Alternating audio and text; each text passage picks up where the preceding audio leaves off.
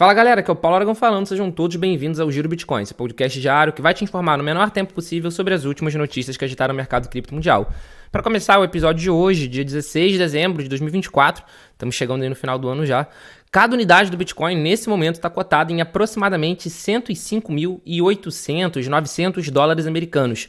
A gente está muito perto da barreira da marca dos 106 mil dólares. Vale ressaltar que na madrugada entre o dia 15 e o dia 16 de dezembro, o Bitcoin chegou a ultrapassar a marca dos 106 mil dólares, estabelecendo uma nova all-time high, ou seja, um novo topo histórico, em 106.488 dólares americanos. Um novo topo histórico, novo recorde para o Bitcoin e que naturalmente está puxando também as principais criptomoedas do mercado. O Ether, por exemplo, nas últimas 24 horas está tendo uma alta de aproximadamente 0,8%, com nesse momento cada unidade cotada em 3.900 dólares americanos. O top 5 de criptomoedas pela capitalização de mercado nesse momento está Bitcoin na primeira posição, Ether na segunda, Stablecoin Tether, o USDT na terceira, XRP na quarta e a Solana na quinta. Se a gente dá uma olhada nos ETFs do mercado americano, na última sexta-feira os ETFs de Bitcoin Spot tiveram mais um dia de inflow, mais um dia positivo. Foram mais de 4.200 unidades de BTC de entrada, para ser mais exato com vocês, foram 4.219. Quem liderou a entrada foi naturalmente o da BlackRock, com mais de 3.800 bitcoins de entrada, e quem liderou a saída foi naturalmente também o da Grayscale, com mais de 1.000 BTC de saída, mais de 1.000 BTC de outflow. Vale ressaltar que por que o da Grayscale rotineiramente tem saída? Por que o da Grayscale rotineiramente tem esse outflow? A Grayscale teve um papel muito importante nesses ETFs de Bitcoin Spot dos Estados Unidos.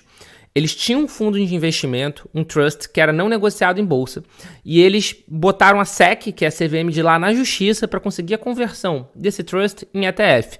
O objetivo disso era poder que isso fosse listado e negociado na bolsa.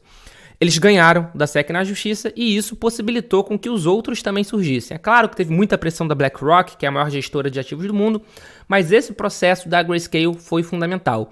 Então, quando surgiram os ETFs de Bitcoin Spot, da Grayscale já tinha mais de 600 mil Bitcoins de saldo, mais de 600 mil Bitcoins sob gestão. Atualmente tem cerca de 210 mil. Então, desde o início de janeiro, janeiro de 2024, desde o início da negociação desses ETFs, a Grayscale já viu uma saída de 21 bilhões de dólares do seu ETF. Foram mais de 21 bilhões de dólares de saída em menos de 12 meses. Isso, naturalmente, deu uma ofuscada nos outros, afinal de contas é uma saída considerável, mas a gente viu grande parte desse valor também indo para os outros ETFs. E da mesma forma que a gente está vendo isso no ETF de Bitcoin Spot, a gente também pode ver isso no ETF de Ether Spot. O ETF de Ether Spot, por exemplo, da última sexta-feira, a gente teve um inflow total de 6 mil unidades de ETH, o que em dólar americano dá cerca de 23,6 milhões de dólares. Isso na última quinta-feira. Na última sexta-feira, todos os ETFs de Ether Spot tiveram uma entrada de mais de 71 mil unidades de ETH. Mas se a gente olhar aqui para o da Grayscale quase todos os dias tem saída. Justamente por causa disso, porque ele também era um trust que foi convertido, foi transformado em ETF. Então eles já tinham cerca de 9 bilhões de dólares sob gestão e desde o início da negociação eles já perderam mais de 1 bilhão de dólares. Mais de 1 bilhão de dólares já saíram de negociação. Já saíram da gestão da Grayscale. Parte disso foram pessoas de fato realizando lucro, parte disso foram pessoas indo para outros ETFs. Por quê? Porque a Grayscale, quando fez essa conversão de trust para ETF, não reduziu as taxas por questão estratégica. Então, é natural que tenha essa saída e é natural que a gente continue vendo essa saída, inclusive. Dando continuidade ao episódio de hoje, e agora falando um pouco dos Estados Unidos, um pouco mais especificamente dos Estados Unidos, o Trump deu uma declaração, deu uma entrevista que, inclusive, é um dos grandes causadores dessa nova all-time high do Bitcoin. Que nem eu falei, na madrugada, entre o dia 15 e o dia 16, o Bitcoin passou ali dos 106 mil dólares, quase chegou em 106.500. Nesse momento, por exemplo, menos de 3 minutos depois do início da gravação do episódio, o Bitcoin ele já voltou ali para a marca dos 106 mil, então ele está bem próximo ainda desse valor. E o porquê que isso aconteceu? O Trump ele deu uma entrevista falando que ele vai sim fazer uma reserva estratégica dos Estados Unidos em Bitcoin. Abre aspas. Faremos algo grandioso com criptomoedas, porque não queremos a China ou qualquer outro país, mas outros estão adotando isso e queremos estar à frente. Inclusive, muita gente está especulando que ele pode baixar um decreto no seu primeiro dia de mandato, no seu primeiro dia de governo, baixar um decreto estabelecendo justamente a compra de Bitcoin como parte da reserva estratégica dos Estados Unidos. Não é nada impossível de se imaginar que ele faça isso, e a gente pode estar vendo um verdadeiro início de guerra fria em relação ao Bitcoin. A Rússia já está fazendo estudos também sobre comprar Bitcoin e adicionar em sua reserva estratégica, isso se eles já não estiverem fazendo. E o mesmo a gente pode dizer da China. A China, inclusive, alguns analistas, inclusive analistas chineses, inclusive o próprio ex-CEO da Binance, o CZ, ele acredita que a China só vai declarar algo depois de já estar fazendo. Ou seja, eles só vão tornar público o que estão fazendo depois de já ter até uma certa quantidade acumulada. Então, o Trump está prometendo que os Estados Unidos vão começar a comprar o mais rápido possível Bitcoin como parte de uma reserva estratégica. E isso acontecendo, os Estados Unidos, de fato, tendo essa entrada na reserva estratégica, o que a gente vai ver? Outros países do mundo correndo para comprar Bitcoin da mesma maneira. Então, a gente tem criptomoeda subindo 370% com listagem, Bitcoin passando dos 106 mil. A gente vê uma verdadeira corrida por criptomoeda, uma verdadeira corrida por Bitcoin. E falando em corrida por Bitcoin, a Ripple, que é a emissora, inclusive, do token XRP, que é o quarto maior ativo do mercado, criptoativo do mercado, está lançando uma stablecoin, a RLUSD. E ela vai começar a ser negociada globalmente amanhã, dia 17 de dezembro.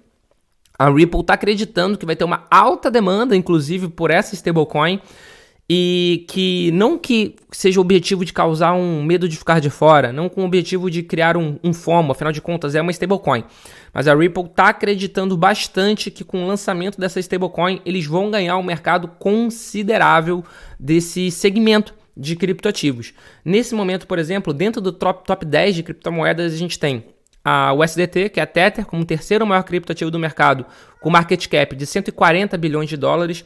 E a gente tem a USDC na oitava posição, com market cap de 42 bilhões de dólares. Só o tempo vai dizer se a Ripple vai conseguir ou não ganhar uma participação de mercado considerável. Dando continuidade ao episódio de hoje, e ainda falando sobre esse tema de Estados Unidos, reserva estratégica, de Bitcoin ganhando cada vez mais mercado, o Tesouro Americano já comparou que o Bitcoin ele acaba não sendo um concorrente ao dólar. Ele é, assim, um concorrente ao ouro. E isso faz bastante sentido nessa análise daqui, ó. Relação Bitcoin-ouro, uma das principais métricas que mede o poder de compra do Bitcoin em relação ao metal precioso ouro, atingiu um novo recorde histórico, enquanto o preço do Bitcoin estabelece novos patamares. O veterano trader de futuros forex, o Peter Brandt, no dia de hoje, 16 de dezembro, ele foi lá no seu Twitter, na sua rede social X, falar sobre esse novo recorde. Relação Bitcoin-ouro é uma métrica que divide o preço do Bitcoin pelo custo do ouro à vista e representa o número de onças de ouro necessários para comprar um Bitcoin. Em 16 de dezembro, a relação atingiu um novo recorde histórico de 40 onças de ouro por Bitcoin, enquanto justamente o Bitcoin ultrapassou essa marca de 66 mil dólares. E ele falou, inclusive, que a próxima parada é de 89 onças para um BTC. Então, com isso aí a gente vê cada vez mais analistas, especialistas, cada vez mais traders extremamente otimistas em relação à valorização do Bitcoin em relação ao próprio ouro. E, de novo, se os Estados Unidos, a maior potência do mundo, começar a comprar o Bitcoin como reserva estratégica, isso, na minha opinião, é algo que a gente vai ver diminuindo cada vez mais, né? Que a gente vai ver o Bitcoin ganhando cada vez mais em relação ao próprio ouro. E para fechar o Giro Bitcoin de hoje, a gente vai falar de uma empresa que a gente tem comentado todas as semanas aqui no Giro Bitcoin, que é sobre a MicroStrategy. Eles compraram mais 15.300 unidades de Bitcoin por 1,5 bilhão de dólares americanos. A primeira compra com um ticket médio acima ali dos 100 mil dólares, o ticket médio dessa compra foi de 100.386 e com isso a MicroStrategy nesse momento tem 439 mil bitcoins cotados ao todo em 46,37 bilhões. A MicroStrategy inclusive vai entrar em um índice agora da Nasdaq, o Nasdaq 100, que é um relacionado a empresas de tecnologia, e com isso a gente pode acreditar que a ação da MicroStrategy, a MSTR, vai ganhar ainda mais valor, porque afinal de contas, os ETFs que replicam esse índice, o Nasdaq 100, vão ter que comprar a ação MSTR, vão ter que comprar essa estoque. Então, com isso, a MicroStrategy vai ganhar ainda mais valor de mercado e, potencialmente, com esse ganho de valor de mercado, possivelmente vai comprar ainda mais Bitcoin. A gente tem visto outras empresas fazendo isso. A Mara, que é outra empresa de capital aberto, também está comprando cada vez mais Bitcoin. Metaplanet na Ásia também tem comprado cada vez mais Bitcoin. Enfim, parece ser de fato uma corrida. Parece que de fato a gente vai presenciar em pouquíssimo tempo uma verdadeira crise de escassez. Porque afinal de contas, só são minerados 450 novos Bitcoins por dia. E só os ETFs estão comprando ali diariamente 4 mil, 6 mil, 2 mil, 4.500, 4 mil. Fora o mercado, fora as pessoas, o varejo comprando nas exchanges tradicionais, fora as grandes instituições, pelo visto agora também, fora os países que a gente está vendo que vão começar a comprar Bitcoin como reserva estratégica. Então, os prognósticos nesse momento, os prognósticos nesse instante, em dezembro de 2024, são os melhores possíveis. E de novo, Trump nem assumiu. Trump assume dia 20 de janeiro e a partir daí a gente pode ver ainda mais ações na prática do governo americano em relação à indústria de criptomoeda. E isso pode criar um ciclo virtuoso para o Bitcoin e, naturalmente, para toda a indústria de criptoativos. Esse foi o Giro Bitcoin de hoje. Muito obrigado pela sua companhia e a gente já tem um encontro marcado aqui no nosso episódio de amanhã. Valeu!